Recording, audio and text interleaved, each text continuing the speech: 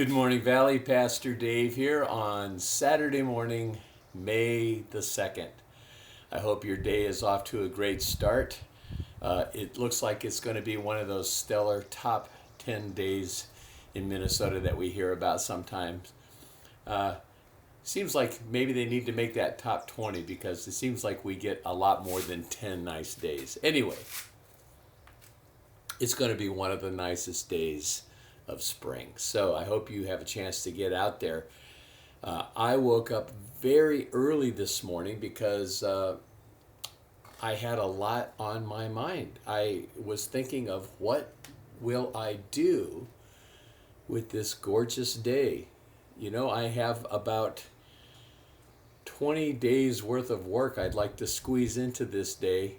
I'm a little bit perplexed. As you can see, I'm standing in front of a little bit of a mess here in my garage. We moved in January, and so the garage has been sort of a holding place. So, you know, part of me thinks, well, maybe I should be addressing this problem. But then my wife is outside, and the backyard is calling, and all the flower beds, because all of the flower beds at our house need the sherry treatment. So we're and it'll be good when it's all said and done. But we're digging a lot of holes and moving a lot of plants. It's fun. There's so much to do today. What will I get done? I know when I get done today, I'll have two feelings. One is I wish I would have gotten more done today. And I know the second one will be I'm feeling good about what we did get done. You know, making priorities about what to do with your day is kind of tricky. Most of us are faced with insurmountable opportunities. There are more good things to do than any one day will let us do. I know that deep down inside, what I wish I would be doing today is out cycling. I wish I was going to be spending about 4 hours on a bike trail today, but that's not going to happen today. There are other things that need to get done around the house. You know, Psalm 90 is one of my favorites. It's an Old Testament prayer of Moses. It's the psalm that I quote a lot, that where Moses says, "Teach me to number my days that I might present a heart of wisdom." So the idea there is, God, give me a good sense of the importance of right now, this day, so that I can wisely use it to your glory. But this morning, this happened to just be the psalm that Sherry and I read at our coffee time. We just slowly work our way through the book of Psalms during our coffee times. And today, some of the verses toward the end of that psalm jumped out at me in a new way. Listen to this. This is starting at verse 14. "Satisfy us in the morning with your steadfast love, O God, that we may rejoice and be glad all our days. Make us glad for as many days as you have afflicted us, and for as many years as we have seen evil. Let your work be shown to your servants, and your glorious power to their children. Let the favor of the Lord our God be upon us, and establish the work of our hands upon us." Yes, establish the work of our hands. Now, a few thoughts that just came to my mind when we read that today. One is, many times when I've heard that, I thought, Lord, I have things to do. I hope that you will establish them and give me success. And maybe that is part of what Moses is praying there. Maybe it's the main thing. But just today, it hit me another way that where if I pray, Lord, establish the work of my hands, it might be God, you give me the good things to do. You establish the work my hands should be doing.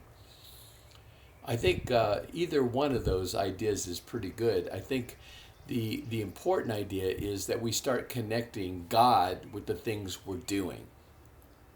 Are we doing today the thing that God would have us do? So I want to encourage you today to find something good to do.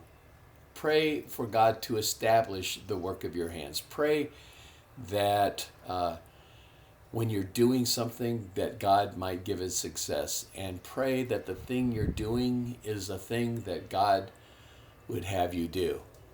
Another reason those verses jumped out at me today is because he says, make us glad for as many days as you have afflicted us, and for as many years as we have seen evil. Now, maybe that language is a little bit too intense for my life at this moment, but I don't know. I am, if you're like me, I think maybe some of the hardship and some of the problems that we're dealing with during this pandemic time are things that haven't completely unfolded yet. It's wearying just trying to process it and think it through. And this morning, thanks to Psalm 90, I am going to tailor that prayer of Moses a little bit for me. I'm going to say, Lord, for as many days as we have been stuck at home, give us more days than that where we get to be out and doing the things you've called us to do.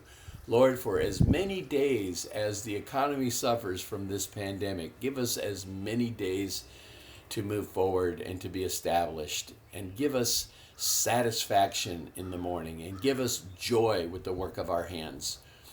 You guys, faith in God is something we live out. I know it's easy to be burdened. I know it's easy to be weary. I know we're tired of all this. But friends, let's offer a prayer of faith, and let's live into it, that we believe that God can satisfy us. We believe that we can find meaningful things to do.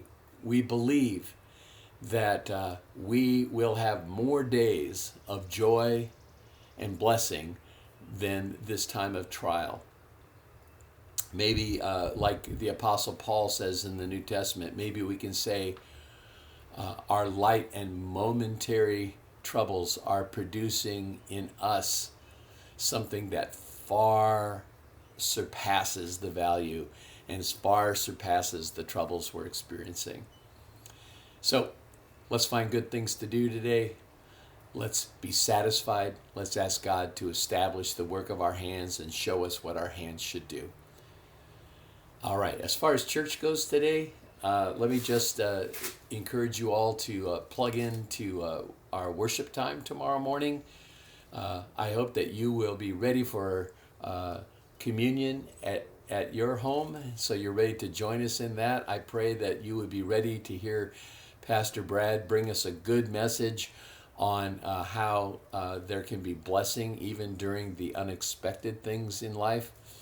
And as far as things are headed out, I hope you're checking out the website. You know, staying plugged in is a two-way street. We're doing all we can to give you resources and connect with you. Please do all you can to take advantage of the things we're doing. And please be sure to just have your own personal Valley ministry. Call your friends and family, post on our webpage, post on our Facebook private group, post words of encouragement, and get involved. Keep the fellowship alive and well. As far as our drive-in worship service that we were hoping to do on May 10th, it looks like we're going to have to push that out a couple more weeks since the governor extended stay at home for at least 2 more Sundays. But we'll be looking for something valuable and special to do as soon as we can. Stay tuned, stay plugged in, stay home, stay healthy, but stay connected and be the church. God bless.